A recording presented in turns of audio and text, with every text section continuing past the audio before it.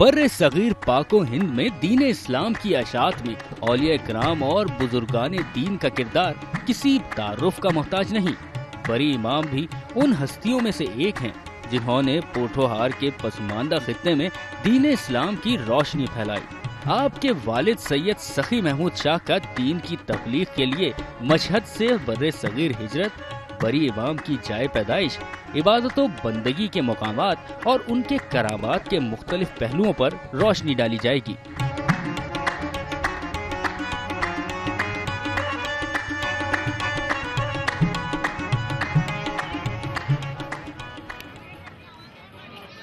بری امام کا پورا نام شاہ عبداللطیف کاظمی تھا۔ والد ماجد کا نام سید محمود شاہ۔ آپ نجف اشرف سے فارغ التحصیل تھے۔ سید سخی محمود شاہ دینی اور دنیاوی علوم میں مہارت رکھتے تھے۔ بر صغیر میں دین اسلام کی تبلیغ کے سلسلے میں آپ ایران کے شہر مشہد سے ہجرت کر کے ضلع چکوال آئے۔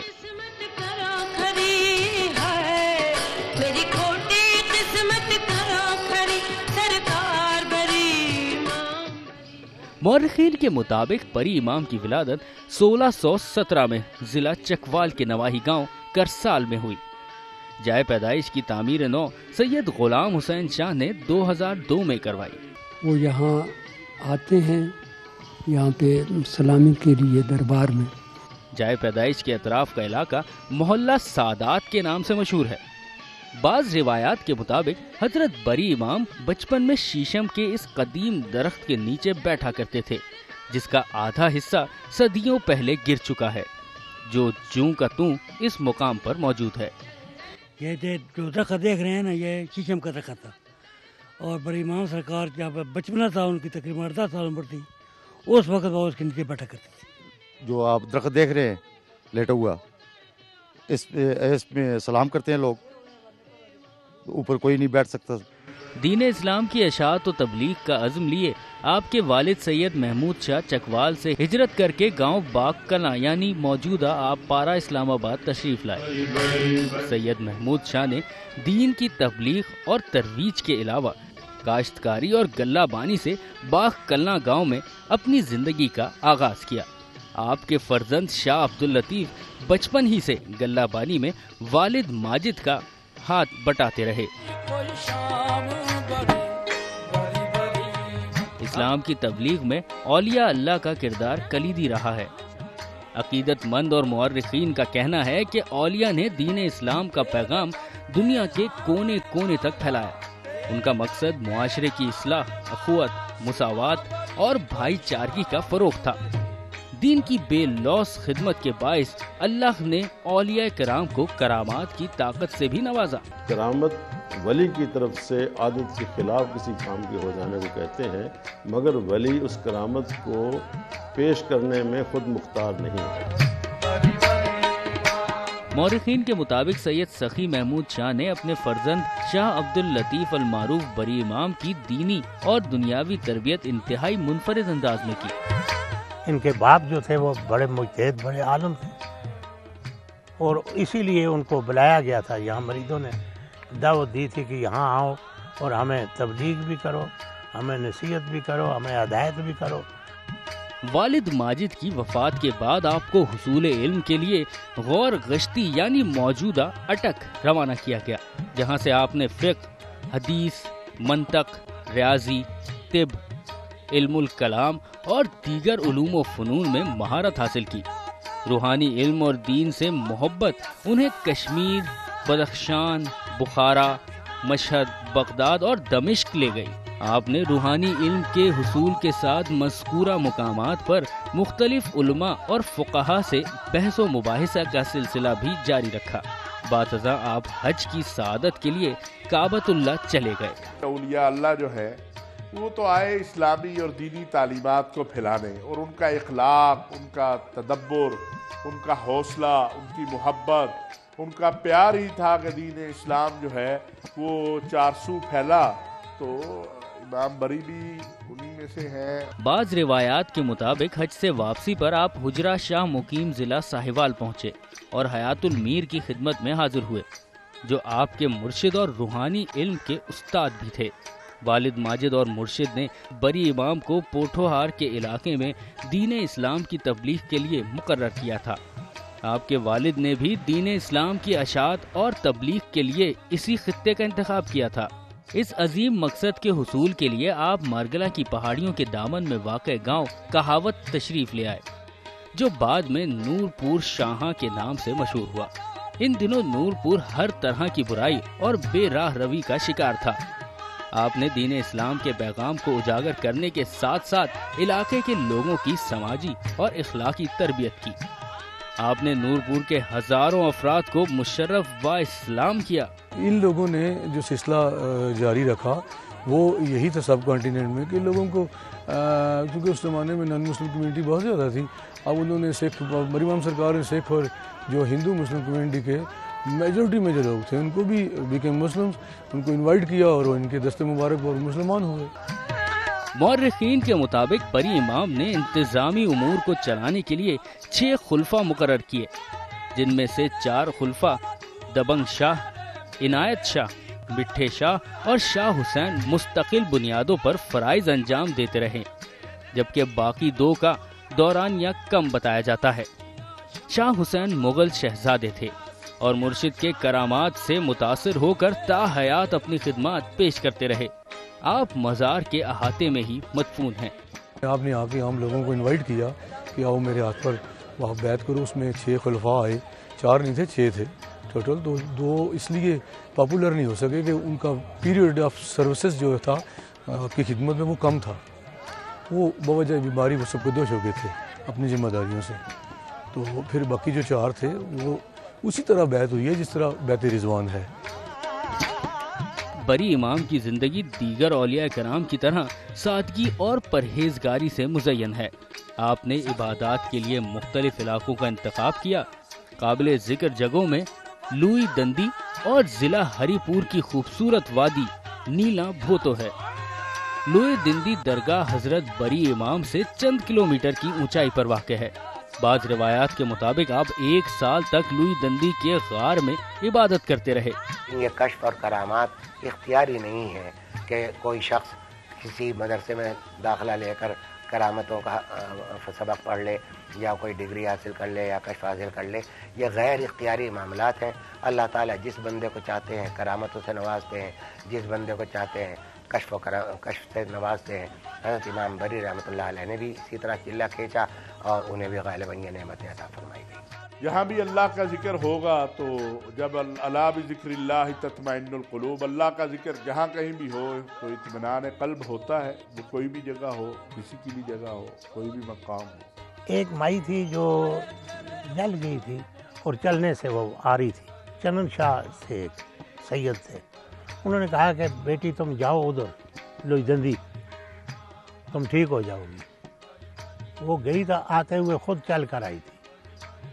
اس دن سے آہستہ آہستہ پھر اس جگہ کی وہ شہرت ہونے لگی۔ ویسے وہ سرکار کی نشستگاہ ہے، یہ بالکل صحیح بات ہے۔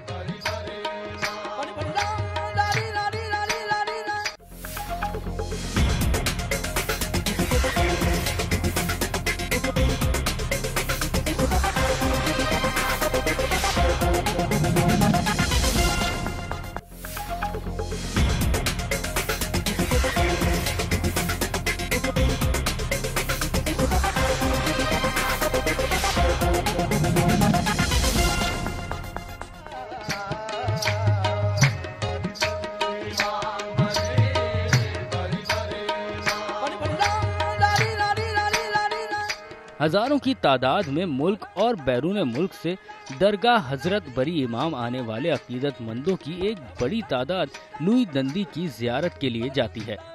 درگاہ سے 8 کلومیٹر کی اونچائی پر واقع اس لوئی دندی غار کا راستہ خاصا دشوار گزار ہے۔ بعض عقیدت مند تو ننگے پاؤں اور کٹھن راستے سے ہوتے ہوئے لوئی دندی پہنچ جاتے ہیں۔ ایسی جگہ پہ وہ اتنے عرصے پہلے ادھر بیٹھ کے عبادت کر رہے تھے، تو ان کی عبادت کا کیا ایک درجہ تھا اور ایک جو ہم عبادت کرتے ہیں وہ کیا ہے؟ کہ زیارت کرنے کے لیے، بس دعا مانگنے کے لیے، منت تو کوئی نہیں تھی ویسے آنے کی یہاں، لیکن یہ بہرحال یہاں آگے بہت सुकून मिलता है, बहुत अच्छा लगता है। लोहे दंदी ये है कि इधर सुना था एक दियो की लात है ना, वो पुराना कोई किस्सा इधर के हवाले से मशहूर है, तो बड़ा इश्तियाक था जी कि जाके देखें। मैं अक्सर बरी सरकार आते रहते हैं, इधर फर्स्ट टाइम आना हुआ है, 1-2 बार आए हैं, पहले पहुंच नहीं सके ऊपर, अब फर्स्ट टाइम इधर आए हैं दुआ मांगने।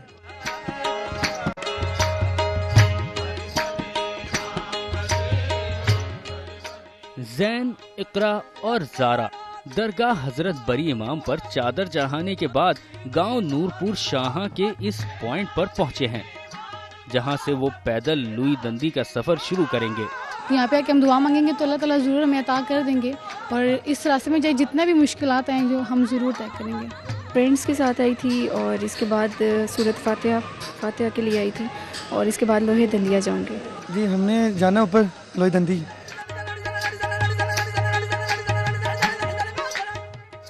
गुजरे वक्तों में ये रास्ता कच्चा था, अब जगह जगह सीढ़ियां और सीमेंट के ट्रैक की तामीर से ज़ायरीन को काफी हद तक सहूलत मिली है। 101 मकाम पहाड़ों में जैसे ये वीराना आबाद किया है सरकार ने, इसी तरह हर वीराना आबाद हुआ है। बाज़ रिवायात के मुताबिक लुई दंदी की तरफ जाते हुए रास्ते में एक दिलचस्प करामत परी पत्थर की है। अकीदत मंदों के मुताबिक माफूकुल फितरत कुव्वतें हजरत बरी इमाम को इबादत के दौरान तंग करती और वो पत्थर की होकर रह जाती। इसकी एक निशानी हमें इस पत्थर पर नजर आने वाला परी का नक्श है। लोहे दंदी के नाम से वो जगह मंसूब है, चिला वाली जगह। वहाँ सरकार ने रास्ते में जाएं तो एक परी पत्थर है, उससे आगे एक द्यो पत्थर है, और आगे जाके हजूर बरी इमाम सरकार ने जहाँ चिला किया है वहाँ जिस पत्थर पे बैठे हैं वो कुर्सी मौजूद है पत्थर की। तो अंदर गार है, जिस गार से सरकार निकल के और इबादत करके गए, ये चीज़ें मौजूद हैं सरकार की। कोई परी पत्थर नहीं है, सच्ची बात है। ये बुजुर्ग पत्थर ही बनाने के लिए तो नहीं यहाँ आए थे। ज़ैन, इकरा और ज़ारा परी पत्थर के इस पॉइंट तक तो पहुँचे हैं, अब असल इम्तिहान यहाँ से आगे का है। एक तरफ खाने पीने की अशिया पर बंदरों के हमले का डर, तो दूसरी जानिब चढ़ाई पर सांस फूलने का खदशा। थक गए हैं, बहुत स्टेमिना चाहिए। हालांकि स्टेयर्स हैं नीचे, यहाँ नीचे से लेके यहाँ तक स्टेयर्स हैं, लेकिन फिर भी स्टेमिना बहुत चाहिए। बहुत करीब लग रहा था और यही लग रहा था बस 10-15-20 मिनट में पहुँच जाएंगे, लेकिन काफ़ी लंबा रास्ता है। बहुत थक गए हैं, बहुत ज़्यादा, बस अब चला नहीं जा रहा, लेकिन जल्दी पहुँच जाएंगे इंशाल्लाह। हम परी पत्थर पहुँचे हैं और यहाँ पहुँचकर फील हो रहा है कि हमने काफ़ी लंबा जो है सफ़र तय किया है और अभी तो और बाकी है। अल्लाह अल्लाह करके तीनों लुई दंदी बरी इमाम की क़यामगाह पहुँचने में कामयाब हो गए। अब अगला मरहला चंद मीटर ऊपर गार तक रसाई का है। इस पथरीली पहाड़ी पर फिसलने के डर से लोग बड़े एहतियात के साथ कदम ब कदम आगे बढ़ते हैं। अल्लाह के नेक बंदों से मोहब्बत अकीदत मंदों को हर तरह की मुश्किलात झेलने पर आमादा करती हैं। लुई दंदी क़यामगाह से गार तक का फासला गो के कम है, लेकिन ज़ायरीन नंगे पैर इस पथरीली पहाड़ी पर चढ़कर गार तक पहुंच जाते हैं। गार के अंदर जाना ख़वातीन के लिए मना है, जबकि मर्द हजरात बड़ी एहतियात के साथ गार तक रसाई में कामयाब हो जाते हैं। ओले छुप गया सूरज, ओले छुप गया सूरज। ज़ैन, इकरा और ज़ारा अपने इस मिशन में कामयाब हुए और अल्लाह के वली हजरत बरी इमाम के क़यामगाह पर दुआ करके अल्लाह का शुक्र अदा किया। मैं तो बहुत ज़्यादा थकी थी क्योंकि मेरा फर्स्ट एक्सपीरियंस है इधर आने का, और मुझे खुशी हुई है। हमारे जो है नेक ओलियाँ हैं, हमें आना चाहिए। ऐसी जगह पे हम इसलिए आते हैं कि अल्लाह के नेक बंदे हैं, उनके सदके हमारी दुआ कबूल हो जाए। कुछ लोग नंगे पाँव आ रहे हैं, जूतियाँ नहीं पहनी होती, यहाँ पे आके दुआएं करते हैं। इसके अलावा गार के अंदर सांप और शेर पत्थर के नक्श भी हैं, जिनकी फिल्म बंदी गार में मुनासिब जगह न मिलने के बायस मुमकिन ना हो सकी। लुई दंदी में हजरत बरी इमाम की क़यामगाह के साथ जिन पत्थर का नक्श भी मौजूद है। अकीदत मंदों के मुताबिक पहाड़ के दामन में लटकी ये टांग भी जिन पत्थर की है। ये दो, एक देव था, एक जिन, इनके आपस में किसी पर झगड़ा था। जब सरकार वहाँ तशरीफ़ फरमा थे, इबादत में मसरूफ़ थे, उसमें गर्क थे, तो वो ऊपर से ले आया पानी। जब इन पर पानी पड़ा तो इन्होंने उसको मना किया कि इधर से ना ले जाओ और किसी तरह से ले जाओ। वो नहीं, बाज नहीं आया तो उसको पकड़ कर इन्होंने पटक दिया। یہ اس کے ایک نشانات ہیں، وہ کٹھے کے بھی نشان ہیں اور اس کی ٹانگ کا بھی نشان ہے ایسے۔ وہ اس مقصد کے لیے نہیں آئے ہیں کہ وہ کسی کو یہ بد دعا دیں کہ تم پتھر بن جاؤ۔ بات یہ ہے کہ اگر اس نے کوئی انٹرفیئر کی ہے ان کے معاملات میں یا میڈیٹیشن آف گاڈ کے دوران اگر اس نے کوئی اس طرح کا کام کیا ہے تو وہ تو ہو سکتا ہے۔ یہ شیطانی تھا جو آیا سرکار کی عبادت میں خلل ڈالا تھا، اور سرکار نے پھر اس کے لیے جو ہے وہ دعا کی، وہ شیطان ہے، ابلیس پتھر ہو گیا۔ سید طاہر محمود لوئی دندی لنگر کے انچارج ہیں۔ وہ قیام گاہ کی زیارت کے بعد لنگر کے احاطے میں جمع ہونے والے تمام زائرین کو لنگر تقسیم کرتا ہے۔ ان کا کہنا ہے کہ وہ اپنی زندگی کا باقی حصہ درگاہ کی خدمت میں صرف کرنا چاہتا ہے۔ جمعہ، اتوار اور جمعرات کو 3 دن لوگ بہت زیادہ آتے ہیں۔ جو اللہ والے ہیں، جو آنکھوں والے ہیں، ان کو پتہ ہے کہ لوہے دندی اس کا نام پڑا، اور جو آنکھوں والے ان کو پتہ ہے کتنی چیزیں یہاں پر پتھر ہیں۔ میڈیکل کی طالبہ حافظہ سمر رشید بھی والدین کے ہمراہ قیام گاہ کی زیارت کے لیے آنے والے عقیدت مندوں میں سے ایک ہیں۔ ان کا کہنا ہے کہ اولیاء اللہ کے مزارات اور قیام گاہوں پر حاضری سے روحانی سکون مل جاتا ہے۔ یہاں پہ آ کے احساس ہوتا ہے کہ واقعی ان لوگوں نے کتنا سفر طے کیا، اور یہی تنہائی کے لیے تنہا آ کے اللہ تعالیٰ کی عبادت میں مصروف ہیں۔ صبح سے شام تک قطار در قطار زائرین لوئی دندی غار کا رخ کرتے ہیں۔ عقیدت مندوں کا کہنا ہے کہ یہاں آنے سے سکون قلب کے علاوہ اس حسین وادی کی سیر سے لطف اندوز ہونے کا بھی موقع ملتا ہے۔ اچھا خاصا یہ ہے کہ تھک گئے ہیں، لیکن یہ ہے کہ انجوائے ہو رہا ہے۔ 25 سال سے لوئی دندی اور حضرت بری امام کی درگاہ پر حاضری دینے والے بابا محمد حبیب قادری 10 سال چلہ کاٹ چکے ہیں۔ وہ علاقہ دھیرو والی ضلع گجرانوالہ سے حضرت کی زیارت کے لیے آتے ہیں۔ جو ان کی زندگی پہ عمل کرتے ہیں وہی فیض یاب ہوتے ہیں۔ اصل راستہ یہی ہے بزرگان دین کا، جو انبیاء کی عقیدت پہ، انبیاء کی لائن پہ چلے، یہ بزرگان دین کا سلسلہ ہے۔ یہی اسلام آباد سے تقریباً 30 کلومیٹر کی مسافت پر واقع ضلع ہری پور کا یہ خوبصورت گاؤں نیلا بھوتو ہے۔ قدرتی حسن سے مالا مال اس گاؤں کی خاص بات حضرت بری امام سے نسبت ہے۔ روایت ہے کہ حضرت بری امام نے گاؤں کے ساتھ ساتھ بہتے چشمے میں اس پتھر پر 12 سال عبادت کی۔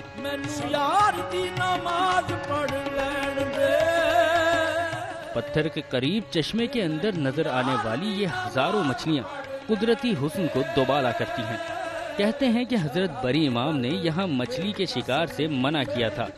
صدیوں سے آپ کے حکم کی تعمیل کی جا رہی ہے۔ بڑی سرکار نے چلا کٹیا ہوتا، اس پھر چلا کٹ کے مچھلیاں اپنی جسے وہ ٹھیک ہوئے نا، مچھلیاں اتوں شیکی ایک ٹن جڑی رستے نے نیڑائی اس آنی چھوڑیاں نے جڑیاں آج دن تک نہیں تھی۔ یہ تو بالکل ظاہری سوال ہے کہ پوٹوہار کے علاقے میں حضرت امام بری امام رحمۃ اللہ تعالی علیہ کی خدمات سے بہت لوگوں نے استفادہ کیا، دوزخ سے جنت کی طرف آ گئے، کفر سے ایمان حاصل کی طرف آ گئے۔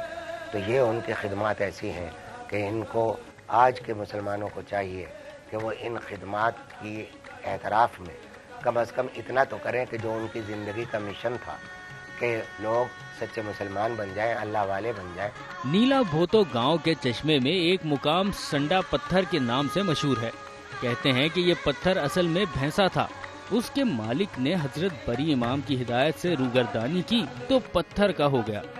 سنڈا پتھر کی وجہ سے تو بہت زیادہ لوگ آتے ہیں، کیونکہ جو امام بری سرکار تھے ان کی وجہ سے یہ سنڈا پتھر ہوا تھا، وہ دیکھنے کے لیے لوگ بہت دور سے آتے ہیں۔ نیلا بھوتو گاؤں جانے والا راستہ انتہائی دشوار گزار ہے، اس کے باوجود زائرین اس مقام کی زیارت کے لیے آتے ہیں۔ یہاں حضرت بری امام نے 12 سال اللہ تعالیٰ کی عبادت میں گزارے۔ اولیاء اللہ جو ہوتے ہیں آپ کو پتہ ہے وہ اسی طرح دنیا سے چھٹکارا حاصل کرتے ہیں، عام لوگوں سے نہیں ملتے ہیں، وہ ویرانوں میں چلے جاتے ہیں۔ حضرت بری امام سرکار سالک اور مجذوب دونوں تھے۔ بری امام تبلیغ دین کی خاطر پوٹھوہار اور گرد و نواح کا سفر کرتے رہے۔ ضلع ایبٹ آباد میں کئی جگہ ایسی بیٹھکیں ہیں جہاں آپ نے قیام کیا۔ بری امام نیلا بھوتو 12 برس پانی میں عبادت کے بعد ایبٹ آباد میں جس جگہ قیام کیا بیٹھک بنائی گئی۔ جبری گاؤں کی یہ بیٹھک بھی انہی میں سے ایک ہے۔ جمعرات کو خصوصی دن ہے، یہاں آتے ہیں، دعائیں مانگتے ہیں، اپنی جو بھی منت ہو، جو دل میں بات ہو وہ کرتے ہیں ان کے ساتھ۔ روایت ہے کہ بیٹھک میں موجود اس تخت پر بری امام عبادت کرتے تھے۔ ان کے احترام میں تخت پر کوئی نہیں بیٹھتا۔ ہمارے گاؤں کے امام مسجد بھی ہیں، تو انہوں نے ادھر نماز پڑھی ہے تو ان کا زبان بند ہو گیا ہے، 3 دن ان کی زبان بند رہی ہے۔ اس کے بعد انہوں نے ادھر بکرا ذبح کیا ہے، اس کے بعد معافی مانگی ہے تو وہ ٹھیک ہوئی ہے۔ جہاں بھی ان کی نشست گاہیں ہیں وہاں جب نماز کی جو ہے تو وہ جگہ بنی ہوئی ہے، ہر جگہ جہاں بھی یہ تشریف لے گئے وہاں ان کی نماز، یہ سلوچدندی میں بھی نماز کی جگہ اب تو مسجد وہاں بن گئی ہے، پہلے ایک پتھر تھا جہاں یہ نماز پڑھتے۔ جبری گاؤں میں بری امام کی اس بیٹھک کی عقیدت مندوں کے لیے خاصی اہمیت ہے۔ یہاں ہر سال 14 مئی کو عرس ہوتا ہے جس میں دور دراز سے زائرین شریک ہوتے ہیں۔ مورخین کے مطابق مغل شہنشاہ شاہ جہاں کے درباریوں نے خطے میں بری امام کی بے پناہ مقبولیت تخت کے لیے خطرہ گردان کر ان کے کان بھرے، جس پر شاہ جہاں نے اپنے بیٹے شہزادہ اورنگزیب کو حکم دیا کہ وہ درویش اور مریدوں کو گرفتار کرے۔ روایت ہے کہ شہزادہ اورنگزیب فوجی دستے کے ہمراہ خانقاہ پہنچے تو حضرت قرآن کی تلاوت میں مصروف تھے اور آپ نے کسی چیز کی پرواہ تک نہیں کی۔ شہزادہ اورنگزیب آپ کی عبادات اور روحانی طاقت سے متاثر ہوئے۔ جب اورنگزیب کو مغل بادشاہ کا تخت ملا تو انہوں نے موجودہ مزار کی تعمیر کروائی۔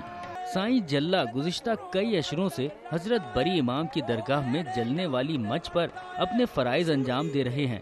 یہ مچ درگاہ کے اندر نصب تھا۔ مزار کی تعمیر کے باعث صدیوں سے جلنے والے اس مچ کو درگاہ کے احاطے میں منتقل کیا گیا ہے۔ تعمیراتی کام کی تکمیل کے بعد مچ کو دوبارہ متعلقہ جگہ نصب کیا جائے گا۔ عرصہ تو بہت سارا ہے، بہت سارا عرصہ ہو گیا۔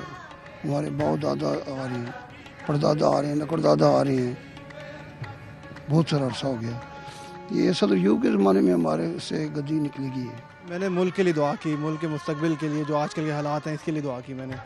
اچھا سکون ملتا ہے، دلی خواہشات پوری ہوتے ہیں یہاں پہ آ کے اگر سچے دل سے دعائیں مانگی جائیں تو۔ یہ اللہ کے نیک اولیاء تھے تو یہاں پہ آ کر ہمیں قلبی سکون حاصل ملتا ہے۔ زائرین کی سہولت کے لیے درگاہ کے مرکزی دروازے کے ارد گرد مارکیٹ قائم ہے جہاں کتابیں، چادریں، کڑے، چھلے، قیمتی پتھر، پھول اور تبرکات کے علاوہ کھانے پینے کی اشیاء ملتی ہیں۔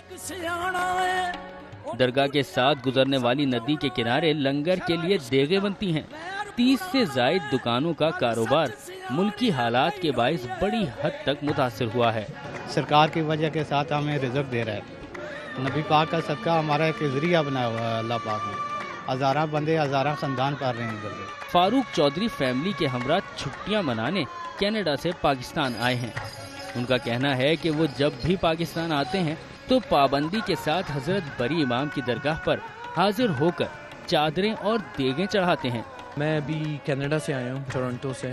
بڑی امام اسپیشلی میں آیا ہوں کہ لاسٹ ٹائم جب میں آیا تھا تو اپنی مدر کے ساتھ تو ہم لوگوں نے ایک منت مانگی تھی تو وہ اللہ تعالیٰ نے میری اور میری والدہ کی خواہش پوری کی، اور پھر آج ہم لوگ اس کے لیے آئے ہیں۔ آج ہم دیکھ دیں گے یہاں پہ۔ درگاہ حضرت بری امام پر صدیوں سے لنگر تقسیم ہو رہا ہے۔ روزانہ ہزاروں کی تعداد میں غریب اور بے روزگار افراد اس لنگر سے اپنا پیٹ پالتے ہیں اور لوگ اس بزرگ ہستی کی درگاہ میں ہاتھ اٹھا کر دعا کرتے ہیں۔ میں ہر جمعے کے دن لنگر لینے آتا ہوں۔ کوئی کمپنی میں تھا وہ ڈیفالٹ ہو گئی، اس میں آج کل بے روزگاری۔ دن میں 1 مرتبہ لنگر لینے آتے ہیں۔ ہم کبھی کبھار لنگر لینے آتے ہیں۔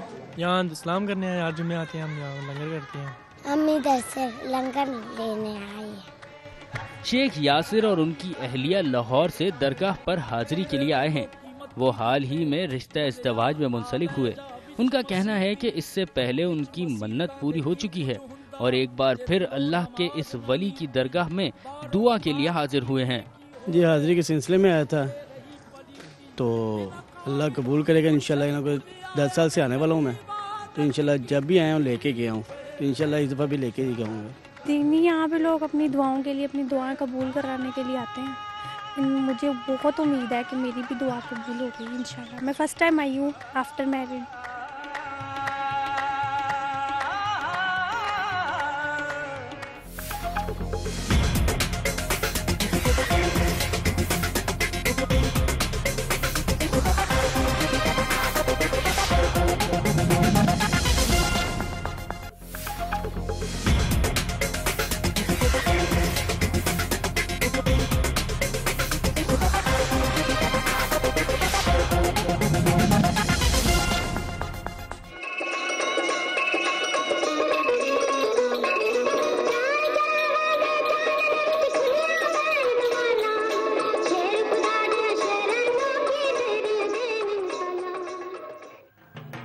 بری امام کا سالانہ عرس مئی کے وسط سے آخر تک منعقد ہوتا رہا۔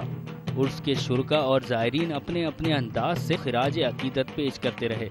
کوئی ڈھول کی دھاپ پر رقص کرتا، کوئی دھمال ڈال کر اپنے جذبات کا اظہار کرتا، تو کوئی طبلہ، نگاڑا اور دیگر آلات موسیقی سے زائرین کو وجد میں ڈالتا۔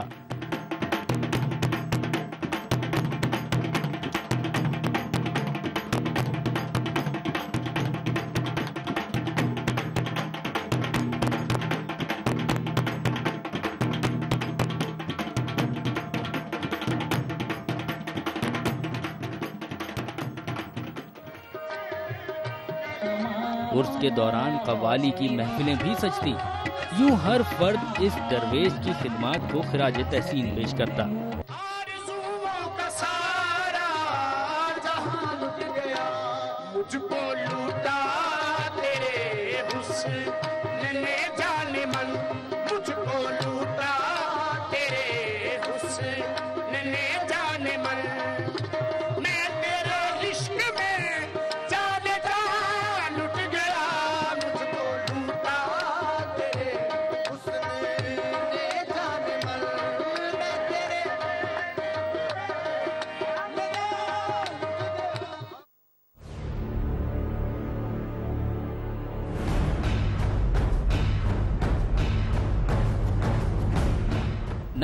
کے بعد شدت پسندوں نے مساجد، امام بارگاہوں اور اولیاء کے مزارات کو پے در پہ نشانہ بنایا۔